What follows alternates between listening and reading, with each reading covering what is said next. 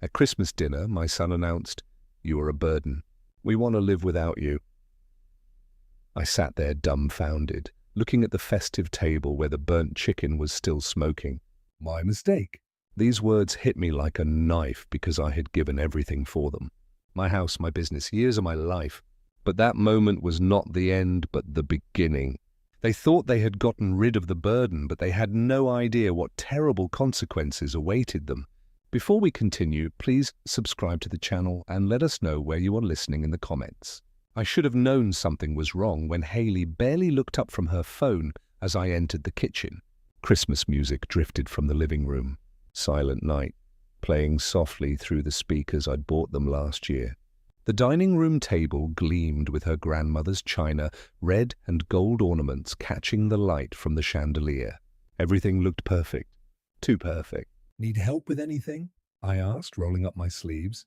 The kitchen smelled like cinnamon and sage, holiday spices that usually made me feel at home. Today they felt foreign. "Just keep an eye on the chicken," Haley muttered without looking at me. "Timer goes off in 20 minutes. I nodded, grateful for something useful to do. The last few months had been difficult, walking on eggshells, trying to stay out of their way in the house I'd helped them buy. But this was Christmas family time. Surely things would be different today. The timer's shrill cry jolted me from my thoughts. I'd been watching the snow fall outside, remembering other Christmases when Logan was small, when he'd burst into the kitchen, asking if Santa had come yet. When I opened the oven door, black smoke billowed out like a warning. "Oh no, oh no!" I grabbed the pan, but it was too late. The chicken lay there, blackened and ruined, looking like something from a disaster movie. The smoke detector began its piercing wail. "Kenneth!" Haley's voice cut through the chaos. "What did you do?"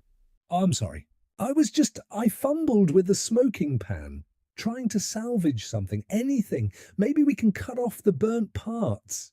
Her face went cold. Not angry, cold, great, just great. Logan appeared in the doorway, his expression shifting from curiosity to disgust in seconds. "Seriously, you burned Christmas dinner."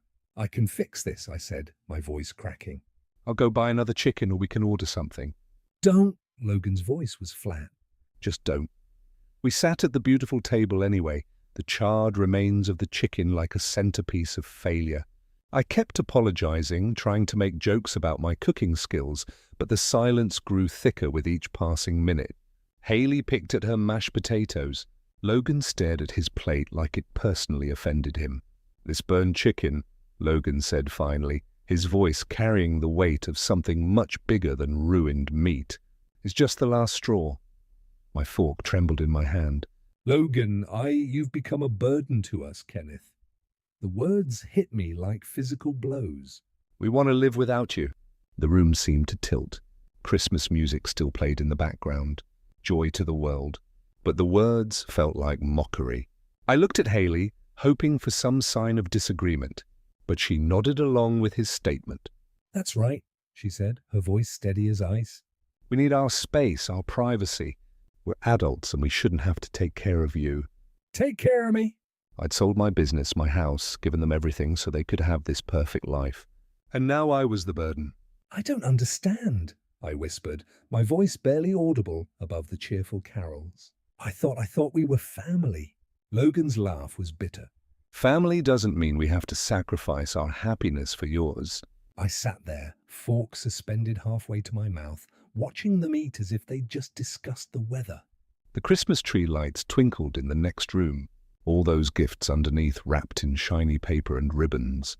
I'd bought most of them. The burnt chicken grew cold on my plate as Silent Night played again. The holy words floating through air, thick with betrayal. I found myself in my room without remembering how I got there. The house had gone quiet, except for the muffled sounds of dishes clinking downstairs. Logan and Haley were cleaning up, their voices low and casual, as if they hadn't just shattered my world over dinner. On my nightstand sat a framed photo from 3 years ago, Logan's housewarming party. We were all smiling, arms around each other, champagne glasses raised. I looked so proud in that picture, so certain I'd made the right choice. The man in that photo had no idea what was coming. I'd built Watson Construction from nothing. Spent 40 years turning it into something substantial.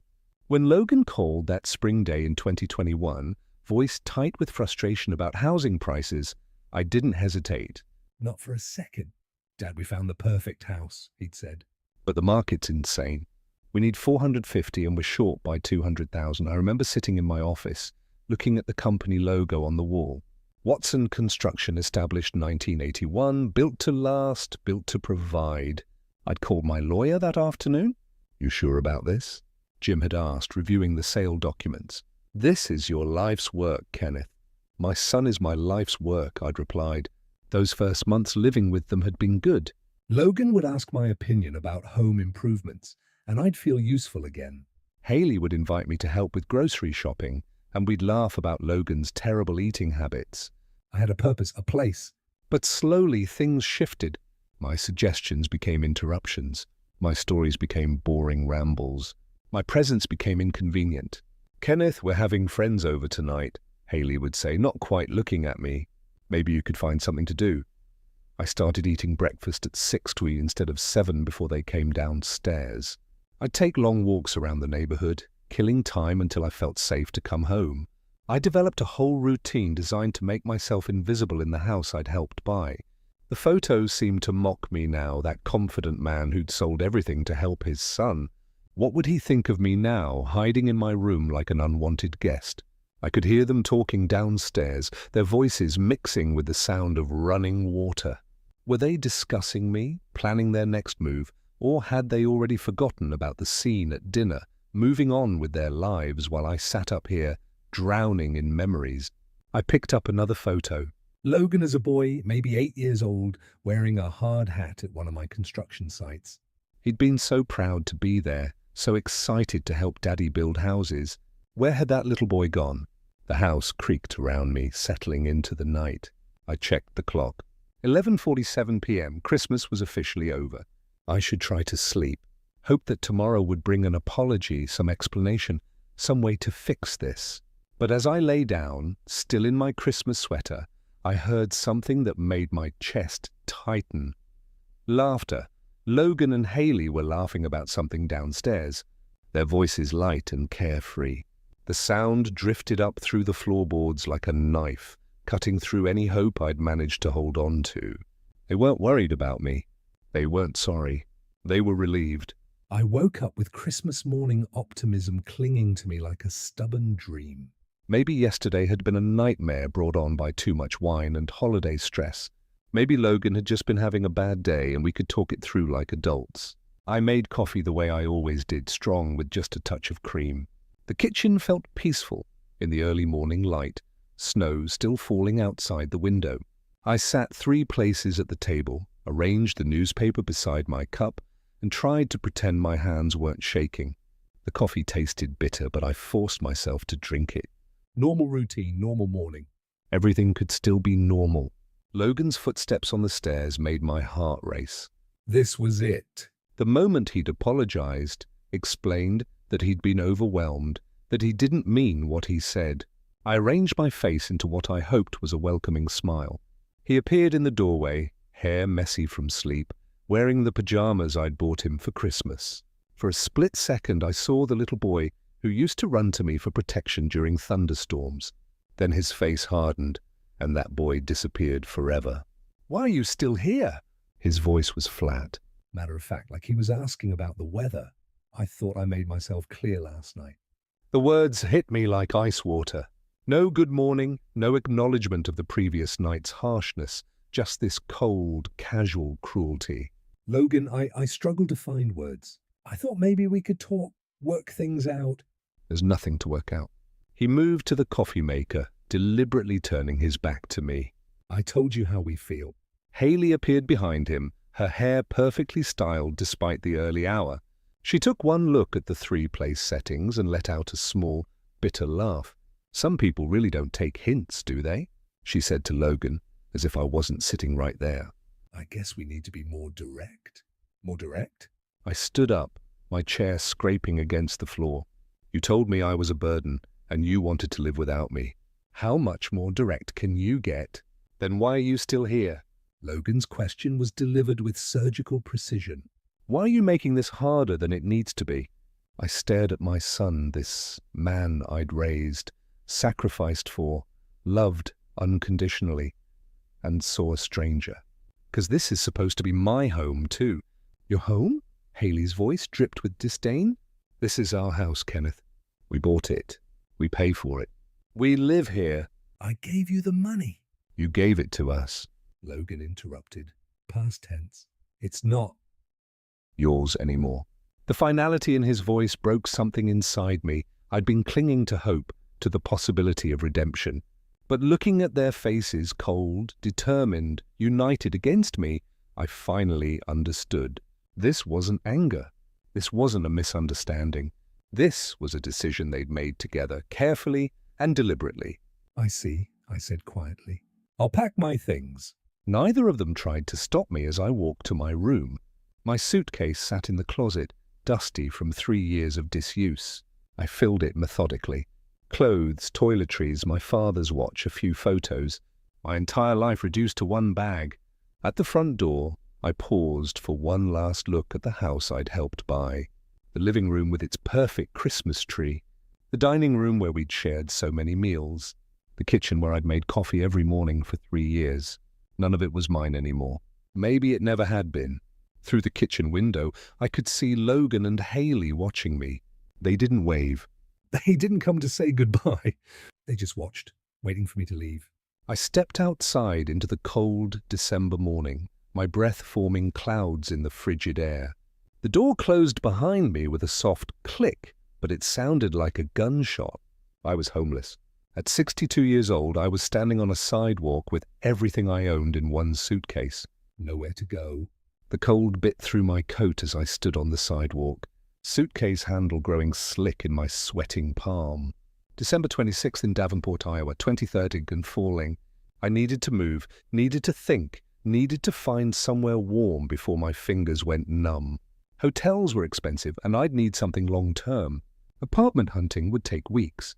Deposits and credit checks and explanations about why a 62-year-old man was suddenly homeless. The magnitude of my situation hit me like a physical weight. Then I remembered Richard Morrison. Richard had been my business partner for 20 years, the steady hand, my ambitious vision. When I sold Watson Construction, he'd bought out my half and kept the business running. We'd stayed friends, but life had pulled us in different directions. When was the last time we'd spoken? September, October. My pride warred with necessity as I pulled out my phone. How do you explain to someone that your own son threw you out on Christmas? How do you make that sound like anything other than pathetic? The phone rang 3 times before his familiar voice answered. "Kenneth, Merry Christmas, buddy." "How are you, Richard?" My voice cracked. "I need help." The warmth in his voice shifted to concern instantly. "What's wrong?"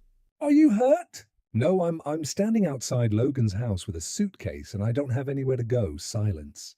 "Then what happened?" "They asked me to leave yesterday. They said I was a burden and they wanted to live without me." "Jesus, Kenneth, are you serious?" "I wouldn't joke about this." "Of course you can stay here." "Come over right now." "Do you need me to pick you up?" "No, I'll get a taxi." "Thank you, Richard." "I'm sorry to don't apologize."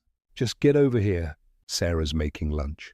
The taxi ride through familiar neighborhoods felt surreal.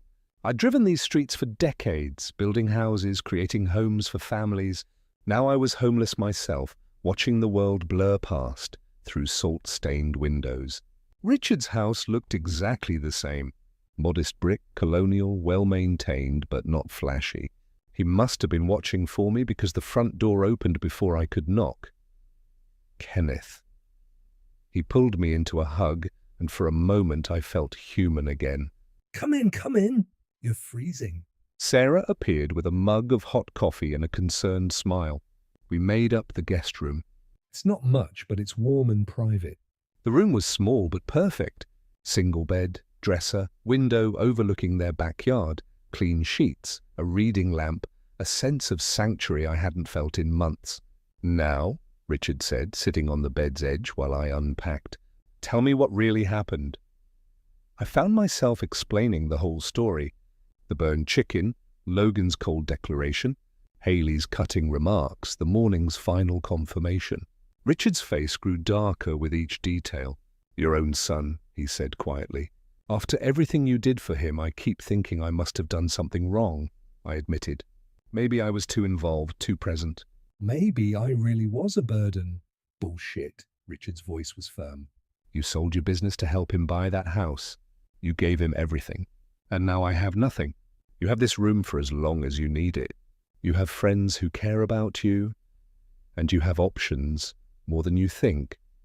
I sat on the bed, feeling the soft mattress beneath me, looking around at the simple but welcoming space. For the first time since yesterday's dinner, I could breathe without feeling like my chest was being crushed. Through the window, I could see Richard's backyard. The deck we'd built together 15 years ago, the garden where Sarah grew tomatoes every summer. Normal life continuing on while mine had exploded into pieces. But I was safe now. Temporarily maybe, but safe. The guest room felt like a sanctuary as I carefully placed each item from my suitcase into the wooden dresser. My father's pocket watch went on the nightstand, its familiar weight in my palm, a comfort I desperately needed. The photos found their place beside it. Logan as a baby, his first day of school, his college graduation, memories of better times when love flowed both ways. My clothes still carried the scent of Logan's house, that expensive fabric softener Haley insisted on buying. Even now, cast out and forgotten, I was surrounded by reminders of the life I'd lost. My phone buzzed against the dresser top. Auto pay alert, $89.99, charged to account ending in 4762. Spectrum Internet Services Logan Watson account. I stared at the screen, reading the notification twice, then 3 times. The amount, the service, Logan's name. The realization hit me like a physical blow. I sank onto the bed's edge, phone trembling in my hands. They'd thrown me out, called me a burden, made me feel like garbage, but they expected me to keep paying for their comfortable lifestyle. My mind began cataloging the automatic payments I'd set up 3 years ago to help them get established. Spectrum Internet $89.99, DirecTV Premium $134.50, and Security $67, Netflix, Hulu, Amazon, Prime $4.58, Combined State Farm Home Insurance $189, LA Utility Assistance $125, nearly $1,800 every month for 3 years. I opened my banking app with fingers that no longer shook. They shook with purpose now. The automatic payments section showed the damning list. 12 different services, all for Logan's address, all draining my account monthly while I lived as an unwanted guest in my own son's home. Independence, I whispered to the empty room. They want independence. I started with the internet.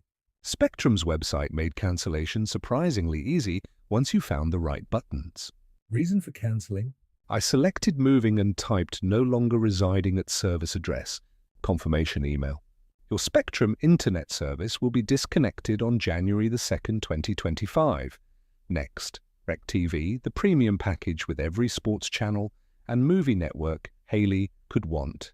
Cancel ADT Security, the system that made them feel safe in their perfect home. Cancel. One by one, I systematically dismantled the financial foundation of their comfortable life. Each cancellation felt like reclaiming a piece of my dignity, my self-respect, my power, the streaming services, home insurance, utility assistance. Confirmation emails flooded my inbox like a digital avalanche of justice. My phone showed the final tally, one that spent $969.47 in monthly obligations carneled, effective dates ranging from immediate to 2 weeks out, depending on each company's policies. I sat there holding my phone, surrounded by confirmation emails, feeling something I hadn't experienced since Christmas dinner. Control. Kenneth, Richard's voice called from downstairs. Lunch is ready. I looked at my reflection in the guest room mirror.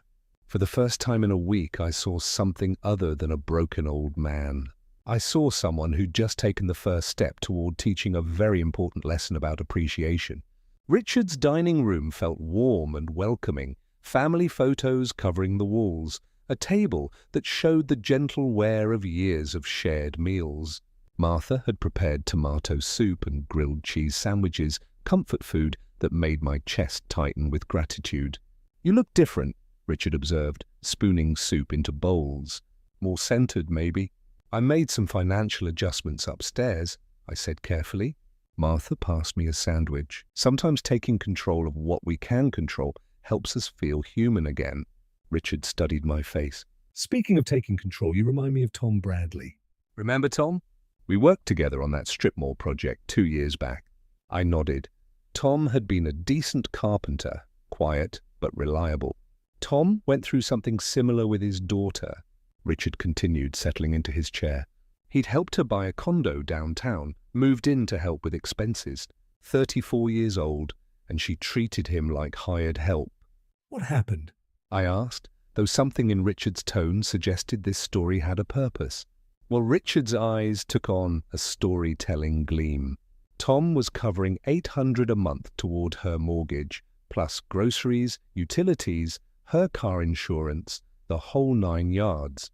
She and her boyfriend acted like he was this burden who cluttered up their space. Martha shook her head. Some people just don't know what they have.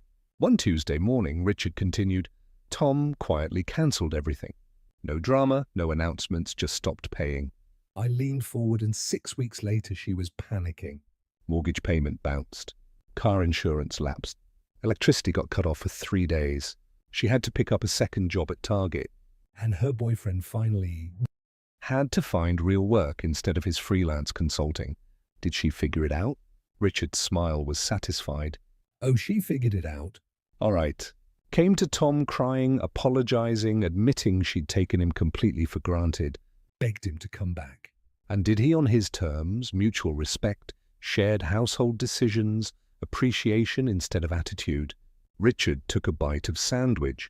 Tom's living there now, happier than he's been in years. My heart was racing.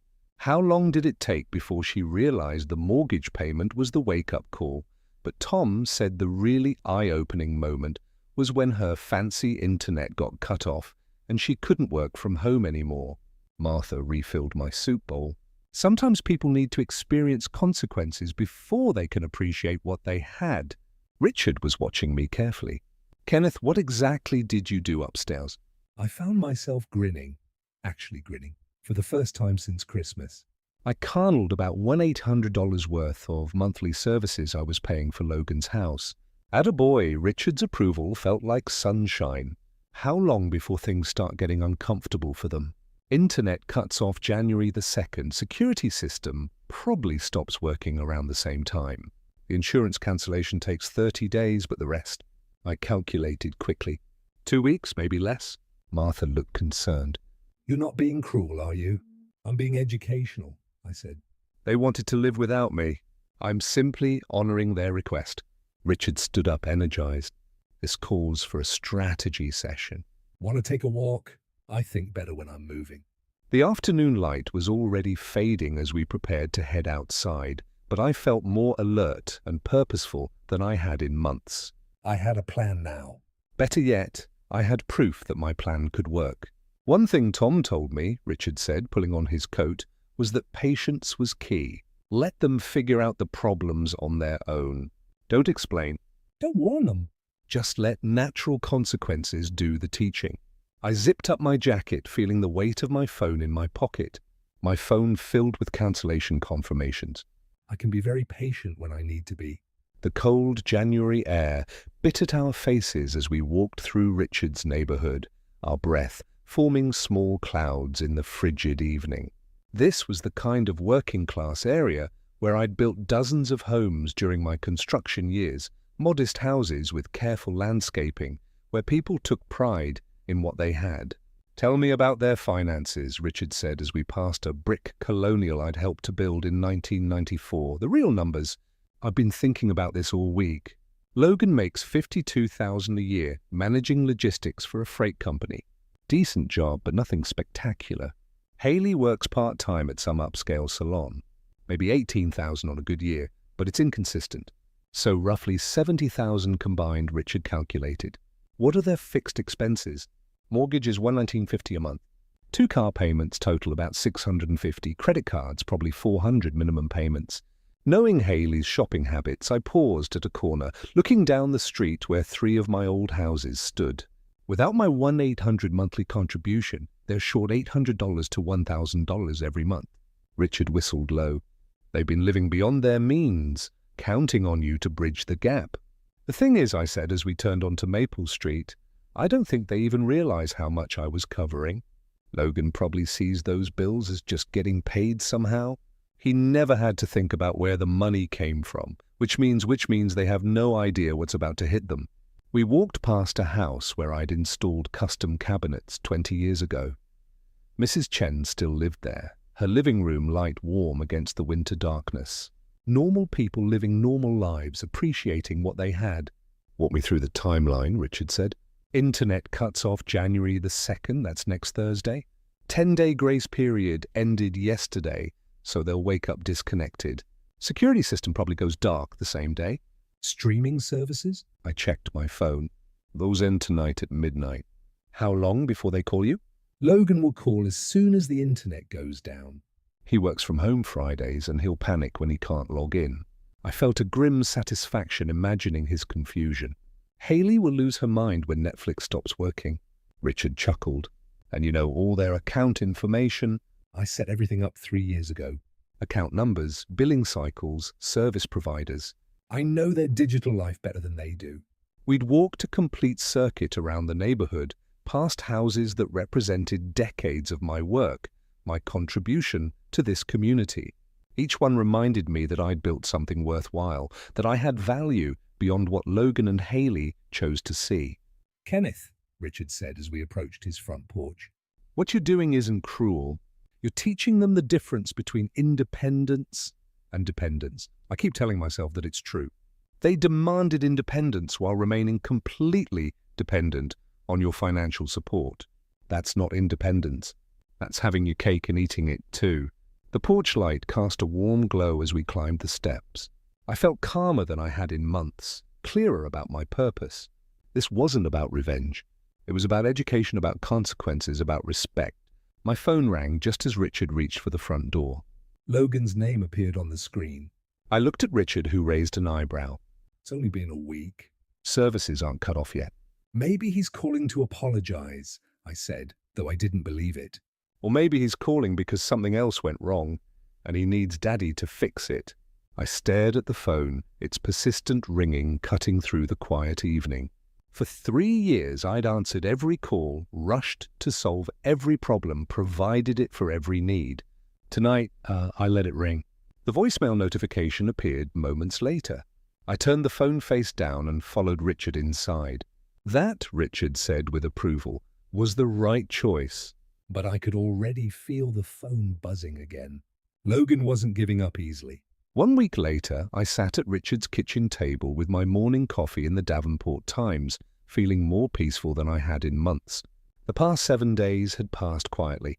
No crisis calls from Logan, no dramatic emergencies requiring my immediate attention, just silence from the house I'd helped buy and the son I'd helped raise. The automatic payment cancellations had all processed. Service disruptions should be starting any day now.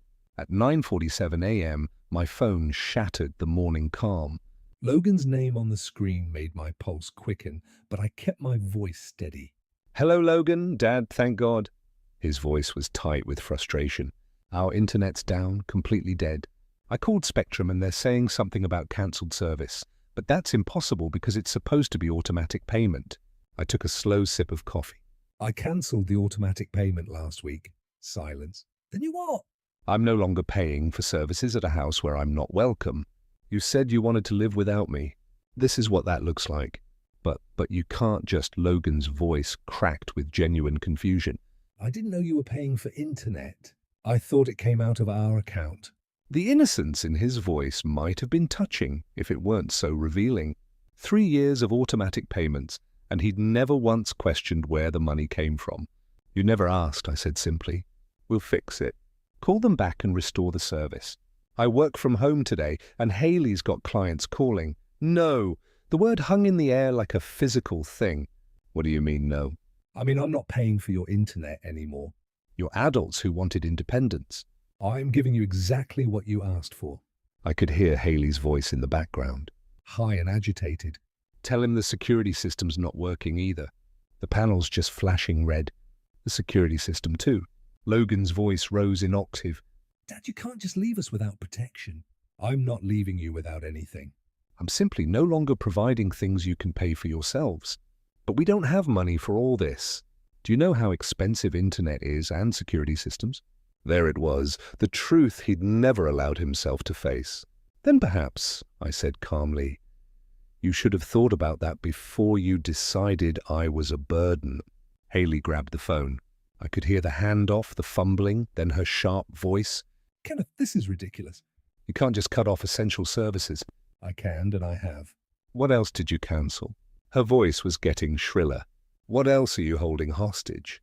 I'm not holding anything hostage, Haley. I've simply stopped paying for services in a home where I don't live anymore. But you have to understand our situation. Logan's salary doesn't cover everything and my work is seasonal. Then you have a problem to solve. Logan took the phone back. Look, Dad, maybe we can work something out. Maybe if you move back in, we could discuss ground rules. Ground rules? I almost laughed. You mean like the ground rule where I pay all your bills while you treat me like garbage? That's not, we didn't mean. You meant exactly what you said, Logan. You called me a burden. You told me you wanted to live without me. I'm simply honoring your wishes, but we need help. We can't afford all this on our own. That sounds like a personal problem. The line went quiet except for muffled arguing in the background. Could picture them in their perfect kitchen, in their perfect house, realizing their perfect life was built on a foundation they just kicked out from under themselves. Dad. Logan's voice was smaller now, almost pleading. Can't we just forget Christmas happened? Can't we go back to how things were? How things were involved respect and appreciation. When you're ready to offer those, we can talk. I hung up before he could respond. Richard appeared in the kitchen doorway, coffee mug in hand. How'd that go? I smiled. Actually smiled. Phase 1 is complete. My phone immediately started ringing again. Logan's name flashed on the screen, insistent and demanding. I turned the phone face down and took another sip of coffee. He'll figure it out eventually. Or he won't, Richard said, settling into the chair across from me. Either way, that's his choice to make. The phone buzzed twice more, then fell silent. In the quiet kitchen, surrounded by the normal sounds of a normal morning, I felt something I hadn't experienced in 3 years. I felt respected. 2 weeks later, I was helping Martha plan her grocery list when my phone rang for the 4th time this week. Logan's name flashed on the screen, persistent as always. I'd been ignoring most of his calls, but Richard looked up from his crossword puzzle and nodded toward the phone. Might as well hear what he has to say, Richard suggested. Knowledge is power. I answered on the 5th ring. Hello, Logan. Dad, finally. His voice carried a mixture of relief and frustration. Look, this has gone far enough. Haley's been crying for 3 days straight. You're destroying our anniversary month? And she's talking about postponing our celebration dinner because we can't afford it anymore. Your anniversary is your responsibility to plan and fund, but we can't. Don't you understand? The cable got cut off right in the middle of playoff season. The security system's been down for 2 weeks and Haley's scared to be home alone. We've got warning notices from the electric company, the water department. I listened to the desperation in his voice, noting how he still framed everything as my problem to solve. None of that changes what you said to me on Christmas, I replied calmly. For God's sake, Dad, that was just we were stressed. You burned dinner and we overreacted. Can't you just let it go? Can you unburn that chicken? Can you take back calling me a burden? Logan's voice cracked. Look, maybe we can work something out. Maybe we were too hasty. You could move back in and we could establish some ground rules. Whose ground rules? Yours or mine? Well, obviously we discussed. I mean, it's still our house. Through the kitchen window, I saw a car pulling into Richard's driveway. A familiar car. Logan, I said slowly. Are you calling me from outside Richard's house right now? Silence. Then the sound of a car door slamming. We just want to talk, Dad, face to face. The doorbell rang. Richard raised an eyebrow and headed toward the front door, but I gestured for him to wait. So you thought you'd ambush me? It's not an ambush. We just need to resolve this before we lose everything. I hung up and walked to the front door, Richard beside me. Through the peephole, I could see Logan and Haley standing on the porch, both looking haggarded in the cold February air. I opened the door. Haley immediately started crying. Theatrical, calculated tears that might have worked 3 months ago. Kenneth, please, you're tearing our family apart. Our family was torn apart on Christmas, I said evenly. I'm simply accepting the new reality you created. Logan stepped forward, his face flushed with anger and cold. This is ridiculous, Dad. Stop this vindictive nonsense and help us fix our situation. Vindictive? I felt Richard step closer behind me, a solid presence of support. Logan, you told me I was a burden. You told me you wanted to live without me. I'm giving you exactly what you asked for. But we didn't mean financially. We just meant you wanted all the benefits of my support without having to treat me with basic human dignity. Haley's tears intensified. We're going to lose our house. Don't you care about that? I care about the house I helped you buy, but it stopped being my concern when you made it clear I wasn't welcome in it. Richard cleared his throat. Folks, it's 20 out here. If you want to continue this conversation, you're welcome to come inside where it's warm. Logan's jaw tightened. We don't need charity from strangers. Richard isn't a stranger, I said. He's a friend who treats me with respect. You might want to learn from his example. Haley looked between Logan and me, her calculated tears giving way to genuine frustration. What do you want from us? What will it take? An apology would be a start, a real one. Acknowledgement of how you treated me and a commitment to change. Fine, Logan exploded. I'm sorry. Okay, now will you help us? That's not an apology, Logan. That's a transaction. They stood there in the cold, realizing their manipulation tactics weren't working. Logan's entitled anger, Haley's crocodile tires, their attempted ambush. None of it was moving me. This conversation is over, Logan said finally. Come on, Haley. They turned and walked back to their car, Logan's arm around Haley's shoulders, in a show of unity that felt rehearsed. As they reached their vehicle, I noticed something white tucked under the windshield wiper, something they hadn't seen yet, a foreclosure notice. I said nothing as they drove away. Their crisis accelerating beyond what they even realized yet. Richard closed the door behind us. That went about as expected. Better, I said, watching their taillights disappear down the street. They're running out of options faster than they know. 3 weeks later, I was enjoying my morning coffee in the financial section of the newspaper when an unknown local number appeared on my phone. I'd learned to be cautious. Logan and Haley had started using different phones after I stopped answering Logan's regular number. Kenneth Watson, I answered carefully. Kenneth, thank God. Haley's voice was tight with panic. None of her usual calculated sweetness. It's me. I'm calling from work because we take a breath, Haley. What's wrong? Everything's wrong. Her voice cracked with genuine distress. We got the foreclosure papers. Official ones. The bank wants $3,400 in missed payments within 30 days, or they're taking the house. I felt a pang of something. Not quite sympathy, but recognition of how serious this had become. I see. And Logan, she took a shuddering breath. Logan lost his job last week. They said he'd become unreliable, argumentative with co-workers. His unemployment barely covers groceries. Now I understood the desperation in her voice. This wasn't manipulation anymore. This was genuine panic. That's unfortunate, I said quietly. Kenneth, please. I know things got said, but we're going to lose everything. Our home, our security, our future. Logan's been applying everywhere, but with that reference from his old job. Well, what exactly are you asking me, Haley? Help us save the house. We'll give you the master bedroom. I'll cook your favorite meals every night. You can make all the household decisions, whatever you want. For a moment, I felt the old instinct to rush in and fix everything, but Tom Bradley's story echoed in my mind, along with Richard's wisdom about consequences and respect. Here's what I need, I said slowly. A genuine apology from Logan. Not I'm sorry, or I'm sorry you felt that way. A real acknowledgement of what he said and how he treated me, okay? Yes, he can do that. I need a written agreement about how I'll be treated in that house as an equal family member, not as a burden or a guest. Yes, absolutely. I need complete financial transparency. I want to see your budget, your debts, your income.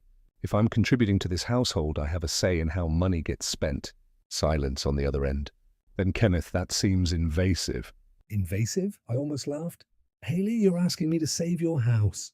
I think I'm entitled to know where my money would be going. But our privacy, your privacy, was forfeit when you decided to treat me like garbage while expecting me to fund your lifestyle.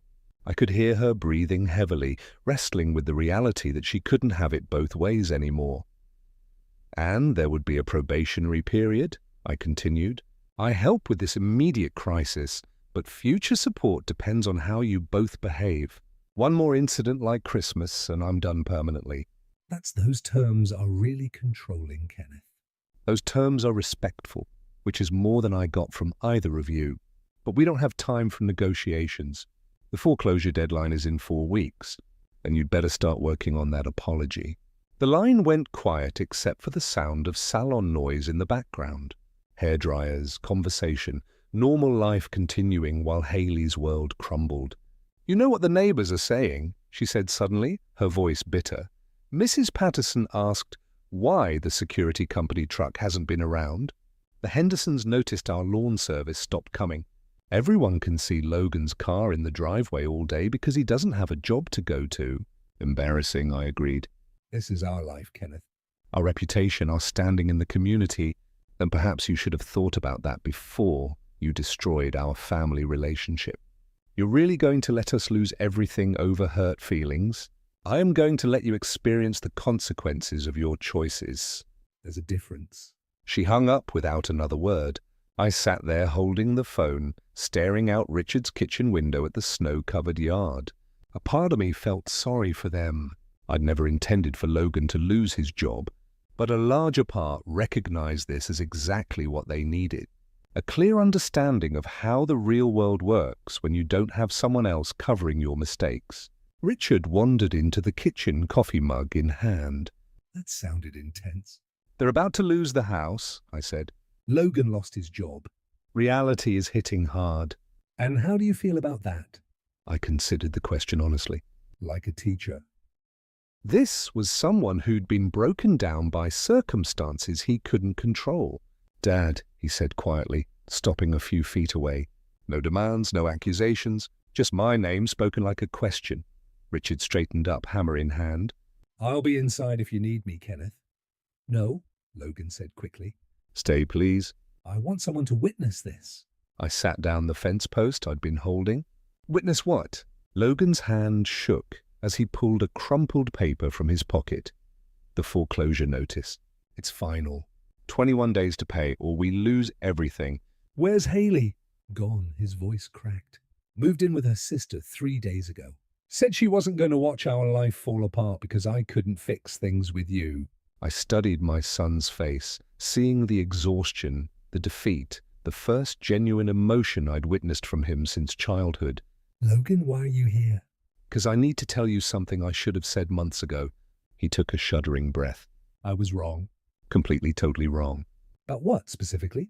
About calling you a burden. About treating you like you were in our way. About taking everything you did for us and acting like it was nothing. Richard continued working quietly, his presence providing the witness Logan had requested. "Go on," I said. I've been trying to find work for 3 weeks. You know what I learned? Nobody wants to hire someone whose last employer says they became difficult and unreliable. I thought I was so important at that company, but they replaced me in 2 days. Logan sat heavily on Richard's picnic table, looking older than his 35 years. And the bills? Jesus, Dad, I never realized how much you were covering. The house payment alone is more than half my old salary. And then there's insurance, utilities, food, gas, car payments. How did you manage it all? By budgeting carefully and prioritizing what mattered. I never learned to do that. You always just handled things, made problems disappear. He looked up at me with something I hadn't seen in years. Vulnerability. I never appreciated what that meant until it was gone. I leaned against the fence, waiting. Haley said I should just swallow my pride and beg you to come back. But this isn't about pride anymore, Dad. This is about admitting I was a terrible son who treated the most generous man in his life like garbage. The words hung in the cold air between us. Richard had stopped hammering, listening. I called you a burden, Logan continued, his voice getting stronger. But you were never the burden. I was.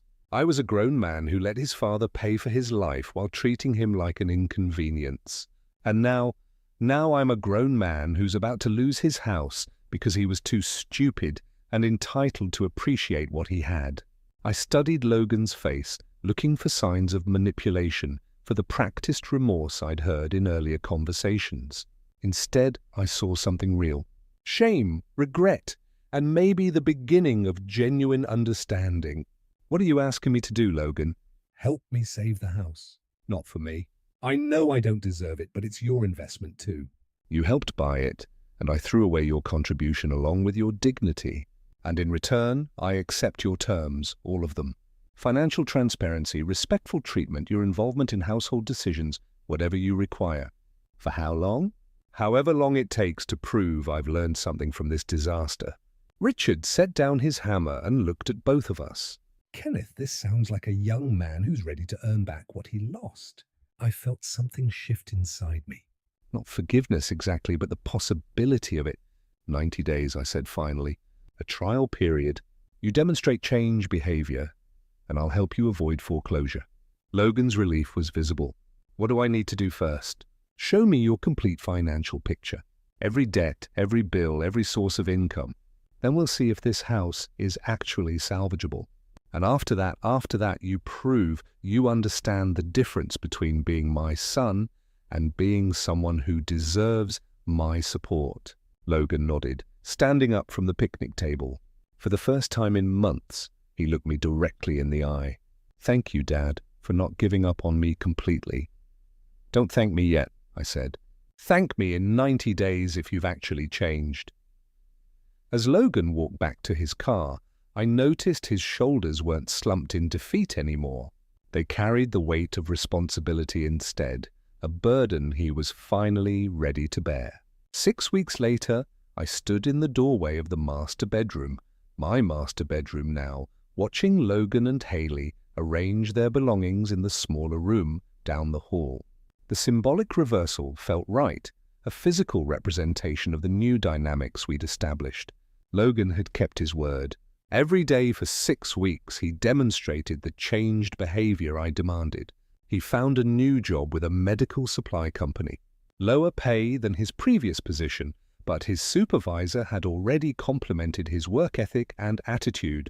He showed me every paycheck, every bill, every expenditure.